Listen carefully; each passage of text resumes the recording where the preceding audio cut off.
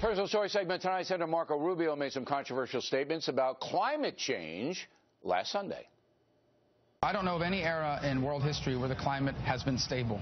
Climate is always evolving, and disasters have always existed. But let me get this straight. You do not think that human activity, the production of CO2, has caused warming to our planet? I do not believe that human activity is causing these dramatic changes to our climate the way these scientists are portraying it. The senator joins us now from Washington. Before we get to that, I want to ask you the same question I asked Kirsten Powers. Do you believe President Obama is bored?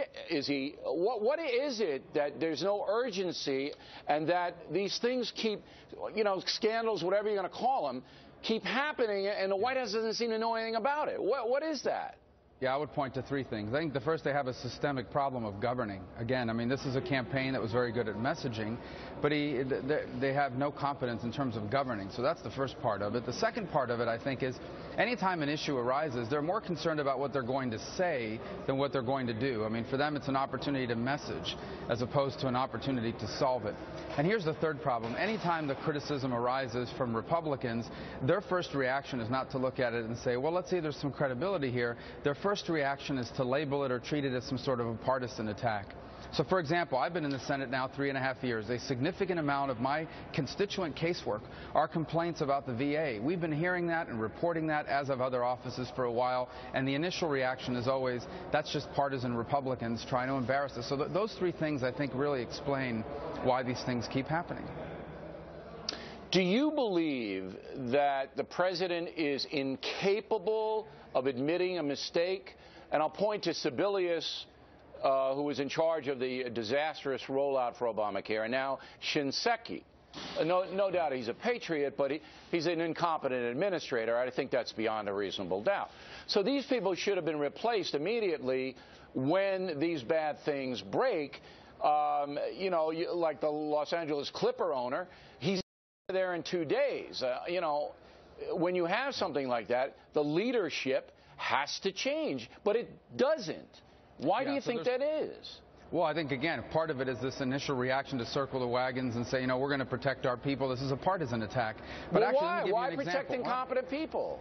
Yeah, that's a good question, but let me give you an example of that. We have a bill that I have filed that allows the director to fire incompetent middle-level managers. The administration does not support that because they're more interested in protecting the sanctity of civil service than they are in being able to hold people accountable. So even if you fired Shinseki, you're still going to have a systemic problem in that agency, a very serious one now. But at least you send a message. Right. Well, but at least you send a message as the leader. Right, no, that's right. But my point is, you still want to be able to fire the people as the leader. Right, but the president doesn't even send any messages. He doesn't seem to be that outraged about this stuff, and it's one after the other after the other. All right, because again, they always take these criticisms as a partisan thing, when in fact this is a very valid and legitimate complaint that people have, a very serious crisis. All right, it is, and they should be seeing the polls, and the American people are turning against the administration. Now, you said flat out, bold and fresh statement, that you don't believe the scientists on global warming. Well, you're going up against these people. Okay, go ahead. No, here's the point. First of all, I've never denied the climate is changing. That shouldn't surprise us. The climate is always changing. The second point on the science is the left loves to go around saying there's a consensus, there's a consensus.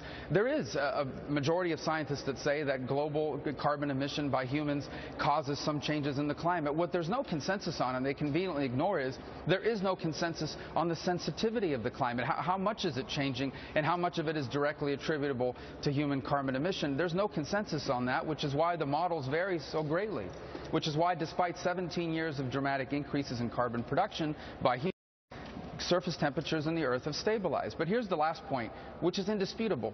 None of these proposals that liberals want us to impose on ourselves would do anything about the problem. There are 35 gigatons of carbon emitted into the atmosphere this year. We Americans are only responsible for 6 of it. By the year 2050, China and India alone will produce 50 gigatons.